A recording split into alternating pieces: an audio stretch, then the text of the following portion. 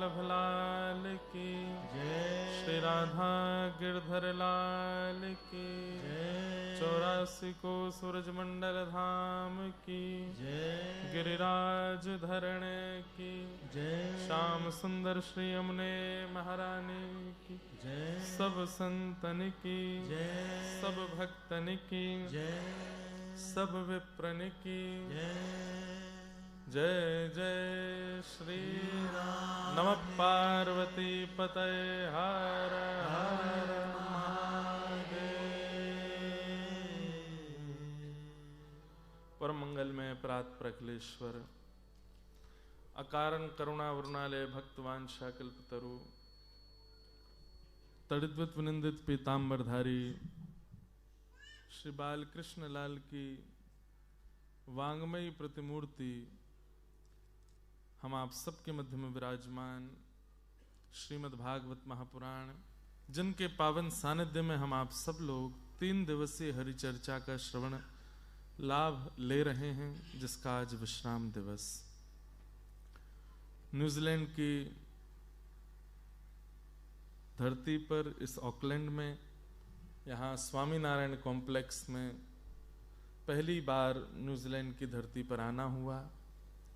हमारे दीपक जी और उनका पूरा परिवार इनके सद्भाव से, इनके सत्संकल्प से यहाँ का ये सत्र आप सब लोग जिसका लाभ ले रहे हैं, आज उसका विश्राम है। 3 दिवसीय इन सत्रों में ज्यादा कुछ नहीं, केवल और केवल आपके चित्त में, मन में, बुद्धि में एक विश्वास प्राकट्य हो ठाकुर जी के भाव के प्रति, भक्ति के प्रति, उसकी योजना बनाई गई।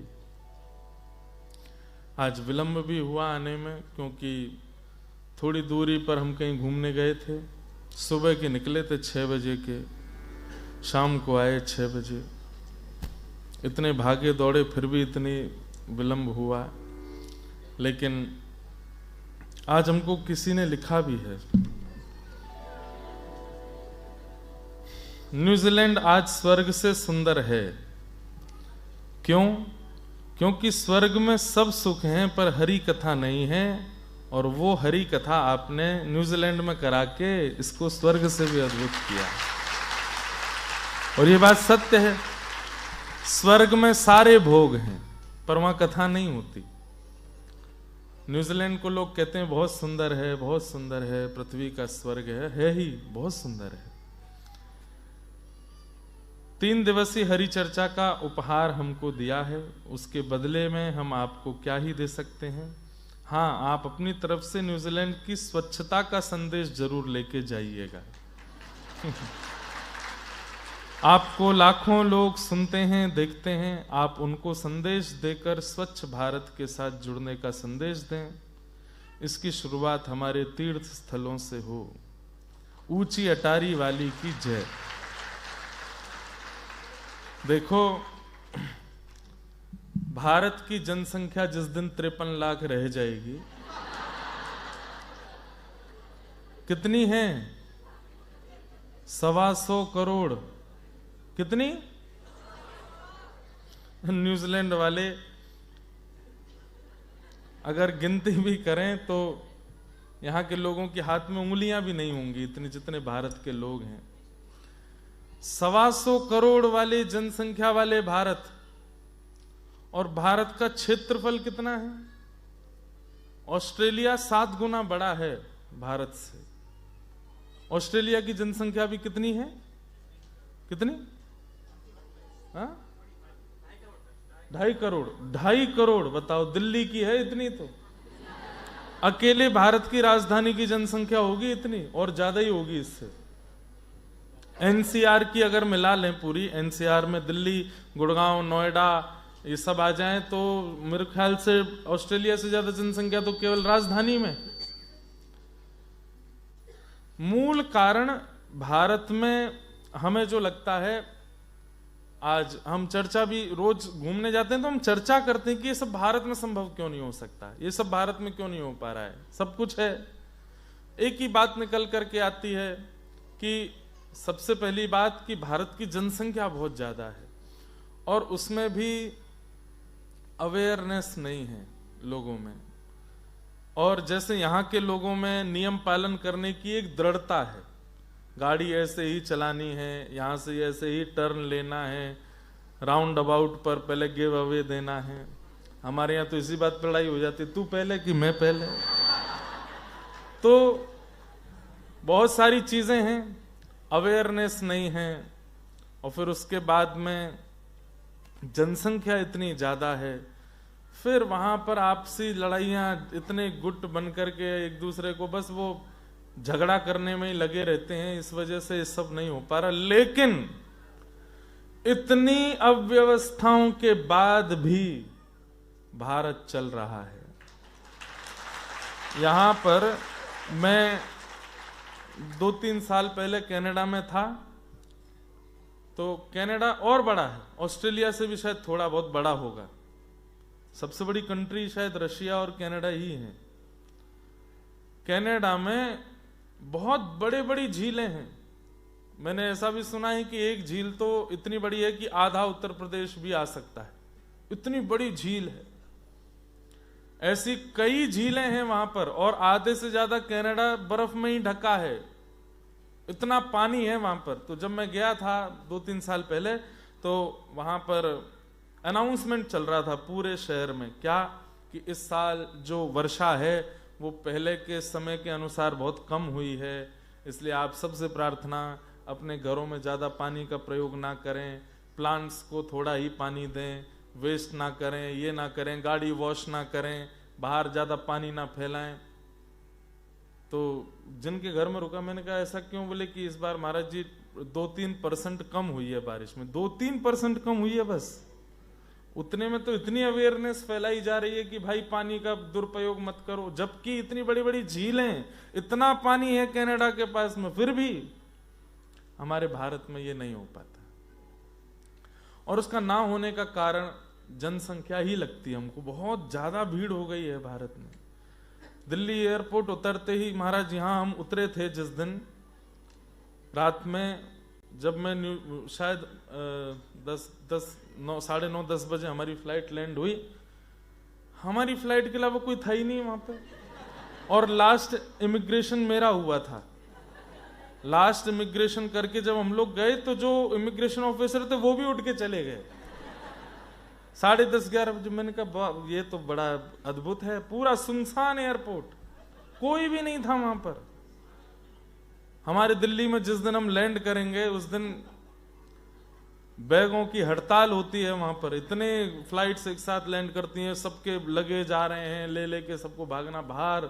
महाराज लेने वाली गाड़ियां आती हैं, उनकी आपस में लड़ाई चल रही है, पौ पौ हॉर्न बजते रहेंगे इधर उधर, इतनी भीड़ है।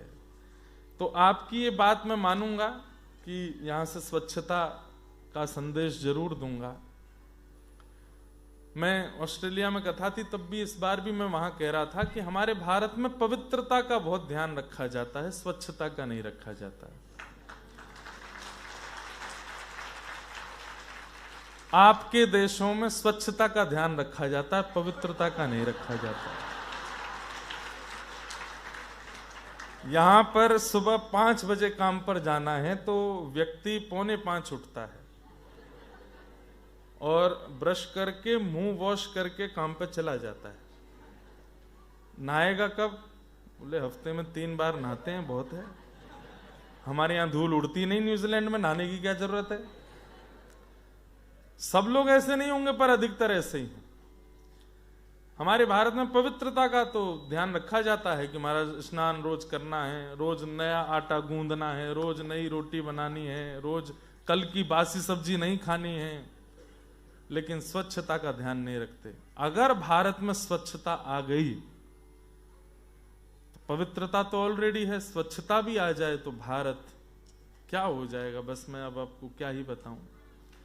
जैसा भारत का वर्णन रामचरितमानस में है, वाल्मीकि रामायण में है, श्रीमद् भागवत में है, वैसा भारत आपकी कल्पना से परे होगा। लेकिन वैसा बन पाना शायद हम अपनी आंखों के आगे देख पाएंगे कि नहीं, पता नहीं, पर बहुत इच्छा होती है कि भारत भी ऐसा हो जाए। भारत में भी ऐसी हरियाली हो, भारत में भी ऐसे समुद्र हो, भारत में भी ऐसे पहाड़ हों। देखते हैं ठाकुर जी की जैसी लीला है, सबई भूमि गोपाल की।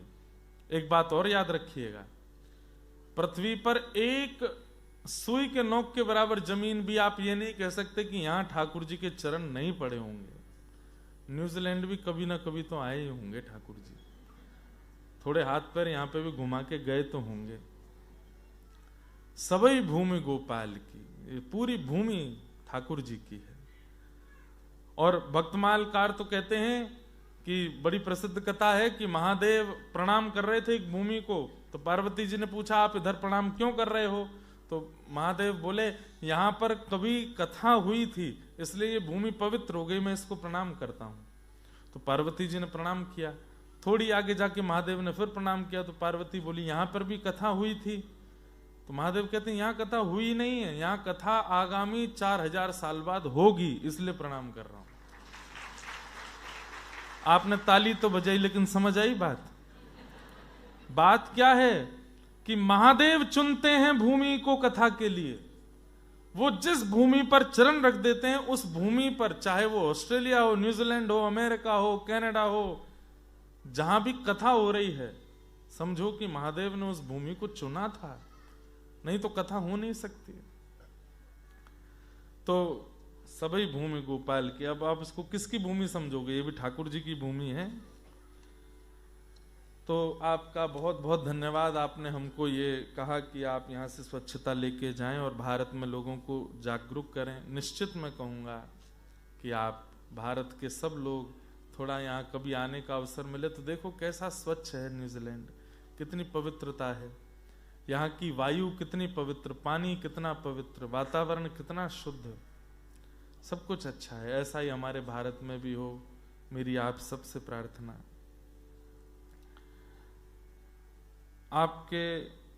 मेरा प्रश्न है कि मैं राधे राधे जपती हूँ और श्री जी से अपना प्रेम बढ़ाना चाहती हूँ, उनके बिना ना रह पाऊं। यह जीवन जिसमें इतने पाप हुए हैं यूं ही ना चला जाए, लेकिन जितना राधा नाम जपती हूँ उतना ही प्यार मेरा कृष्ण के प्रति बढ़ता है।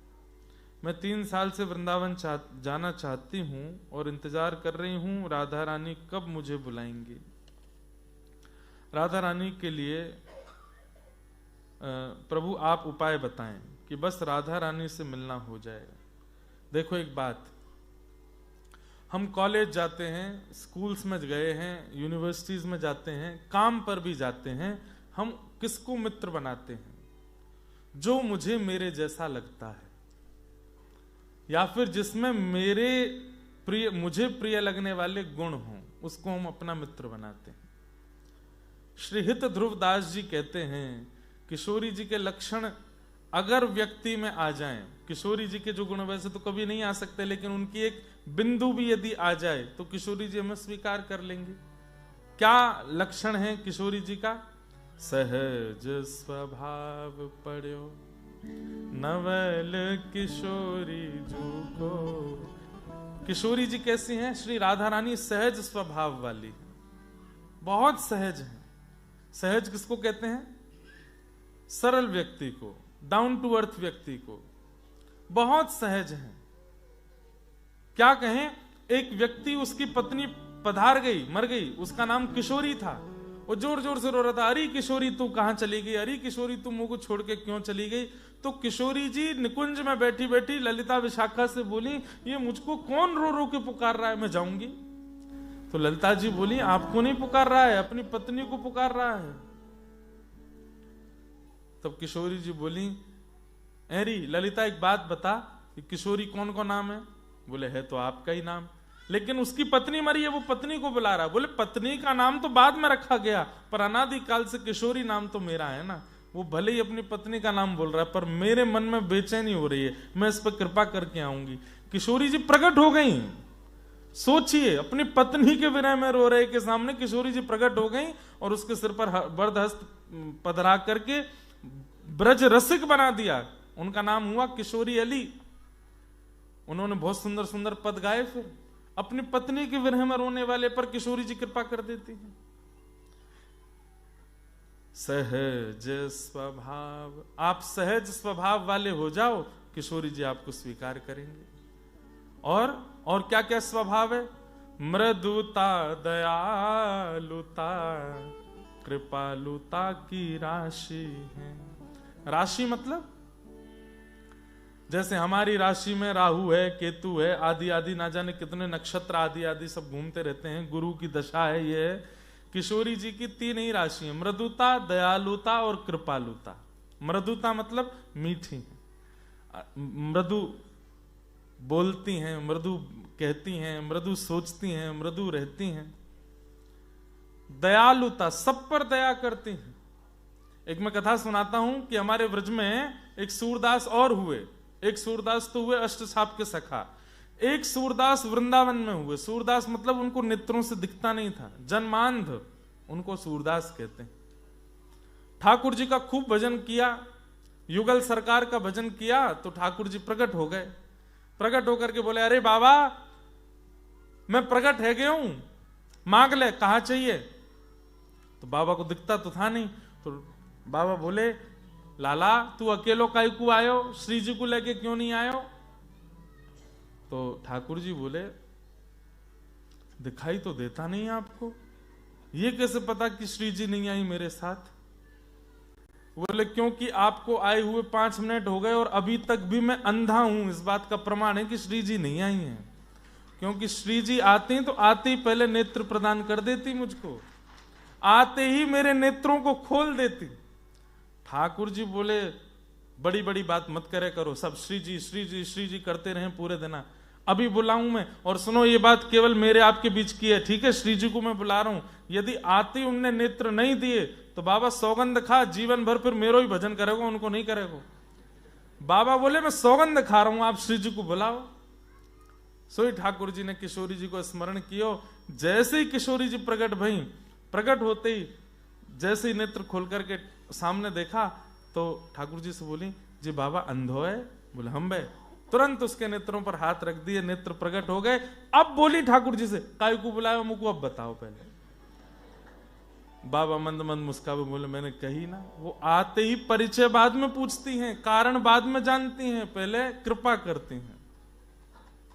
संकट हरेंगी करेंगी भली, वृषभानु की लली। तेरो ये हमारे व्रज का कीर्तन है। करेंगी भली, वृषभानु की लली। बरसाने वारी तू मेरी सहाय, बरसाने वारी तू मेरी सहाय। दीन दुखिन को निज दर्श कराए, दीन दुखिन को निज दर्श कराए। अरे मोकू भी जानो तुम दीन दुखी, वृषभानु की लली। मोकू भी जानो तुम दीन दुखी, वृषभानु की लली। तेरो संकट हरेंगी करेंगी भली, वृषभानु की लली। तेरो संकट हरेंगी करेंगी भली, वृषभानु की तो लली। ये जिनका भाव है कि हमको श्री जी से प्रेम हो जाए, इसके लिए हम क्या करें? श्री जी को जो प्रिय लक्षण लगते हैं वो लाना प्रारंभ करो। दया आनी चाहिए चित्त में, प्रेम आना चाहिए, मृदुता आनी चाहिए, ये सब आपके चित्त में आएगा। न कहू ना रिस कहीं भूले हूं ना होत सकी। श्री ध्रुवदास जी कह रहे हैं किशोरी जी कैसी हैं? बोले इतना सा भी गुस्सा नहीं आता उनको, और हमारी नाक की फूली रहती है क्रोध में, कैसे मिल जाएंगी किशोरी जी? वो छोटी सी हैं और बड़ी भोली हैं। कहीं आपने ये क्रोध काम लोभ मोह इन सबके सहित किशोरी जी को बुलाओगे, ललिता विशाखा आने नहीं देंगे। किशोरी जी तो अभी भी तैयार बैठी हैं आपके पास आने के लिए, पर सहचनियां नहीं आने देती। अरे देखना ही रही हो श्री जी, कितनो क्रोध है आपके अंदर, कितनो लोभ है आपके अंदर। आप जाओगी अपने लोभ से क्रोध से आपको कष्ट देगो, नहीं जानो यहाँ के पास। इसलिए पहले अपने स्वभाव व्यवहार को मधुर बनाइए, तब किशोरी जी मिलेंगे। और रही बात कि आप किशोरी जी का नाम लेते हैं, ठाकुर जी प्रिय लगते हैं, यही तो है। श्री राधा श्री राधा श्री राधा जितनो गाओगे उतने ठाकुर जी प्रिय लगेंगे, और श्री कृष्ण जितनो गाओगे उतनी श्री जी प्रिय लगेंगी। इसलिए हम आज्ञा देते हुए कई बार कथा में कहते हैं क्या करें, बोले श्री वृंदावन गाओ। श्री जी भी प्रिय होंगी, ठाकुर जी भी प्रिय होंगे, यमुना जी भी प्रिय होंगी, सहचरी भी प्रिय होंगी, संत जन भी प्रिय होंगे, रजरानी भी प्रिय, सब प्रिय हो जाएंगे, क्योंकि वृंदावन में समग्र है। वृंदावन को भजन करो। अगला किन्हीं ने कहा है, जीते जी मोह कैसे कम हो सकता है। भैया जीते जी ही हो सकता है, मरे तो नहीं होगा। मर के किसका मोह खत्म होता है? ये क्या प्रश्न है कि जीते जी मोह कैसे जाए? मर के किसका मोह हो जाता है? मर के तो सबका ही चला जाता है भाई, चला गया।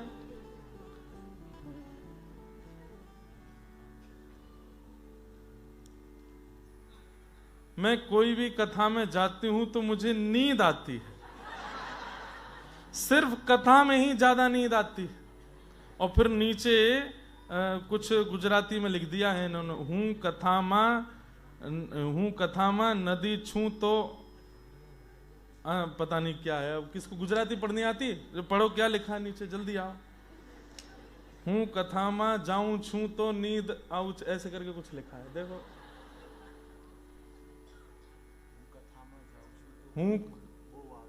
हूं कथा मा जाऊं छू तो ऊंग बहु आऊ छे। वाह, मतलब वही नींद ना। वाह मैया। कुंभकर्ण की पत्नी का नाम है निद्रा देवी। सुनिए सुनिए, पूरी बात सुनिए। कुंभकर्ण की पत्नी का नाम है निद्रा देवी। तो जब भगवान श्री राम ने कुंभकर्ण का वध किया तो निद्रा देवी आकर के ठाकुर जी से, क्योंकि 6 महीने सोता था कुंभकर्ण, तो निद्रा देवी ने आकर के राम जी से कहा, आपने मेरा सौभाग्य उजाड़ा है, मैं आपके वैकुंठ में ताला लगवाऊंगी। भगवान श्री राम बोले, कैसे लगवाओगे? बोले, कौन जाता वैकुंठ? बोले, कथा सुनने वाले। तो बोले, बस कथा में जाके जो बैठेंगे उन्हीं के सिर पर मैं मंडराती रहूंगी। आप कितनी भी सुंदर कथाएं करवा लीजिए, मैं उनको सुवा दिया करूंगी, ताकि वो सुन ही ना पाए, परिवर्तित हो ही ना पाए, वैकुंठ में ताला लग जाएगा। राम जी बोले, कोई बात नहीं, आप अपना काम करना, पर कालांतर में ऐसे ऐसे व्यास होंगे, वो बीच बीच कथा में इतने सुंदर मधुर संकीर्तन गाया करेंगे कि सोने वालों की भी नींद खुल जाया करेगी। तो माता जी, ये जिनको ऊंघ आती है, ऊंघ, जिनको नींद आती है बहुत ज्यादा कथा में, कोई बात नहीं, बिल्कुल फिक्र मत कीजिए, आप कथा में आके सोइए, हम कथा रूपी लोरी सुनाएंगे आपको। बताइए, घर में बिस्तर पे नहीं आती, इतनी व्यवस्था में नहीं आती, पर कथा में आ जाती।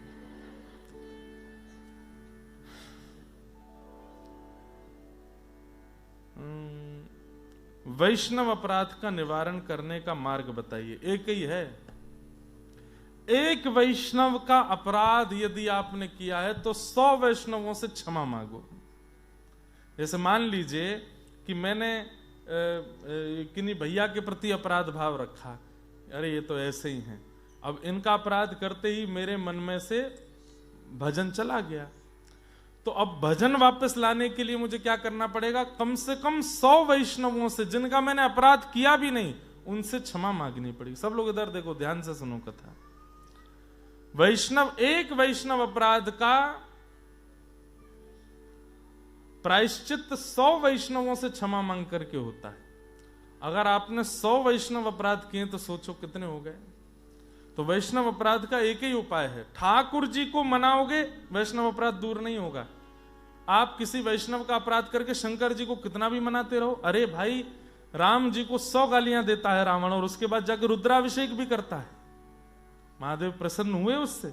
नहीं हुए। हनुमान जी का अपमान करता है और उसके बाद शंकर जी के स्तोत्र गाता है, महादेव प्रसन्न होंगे? नहीं होंगे। ठाकुर जी को मनाने से वैष्णव अपराध दूर नहीं होगा, वैष्णवों को मनाने से वैष्णव अपराध दूर होगा। एक वैष्णव का अपराध 100 वैष्णवों के अपराध से दूर, 100 वैष्णवों को प्रणाम करने से मुक्त होता है। मेरा यह प्रश्न है कि हमारे घर के मंदिर में सभी देवी देवता विराजमान हैं। मेरी सास का कहना है कि कृष्ण के सिवा और सभी देवी देवता को लहसुन प्याज का भोग लगा सकते हैं, तो क्या यह सही है? कैसे कैसे प्रश्न आते हैं। इस बात का क्या तुक बनता है? महादेव को, देवी को और सबको तुम ये ऐसा, भाई वो सब वैष्णव हैं, किसी को भोग नहीं लगता है, किसी को भी भोग नहीं लगता है। इसलिए सासू माँ जी, आप ही अपनी जीभ पर कंट्रोल करो।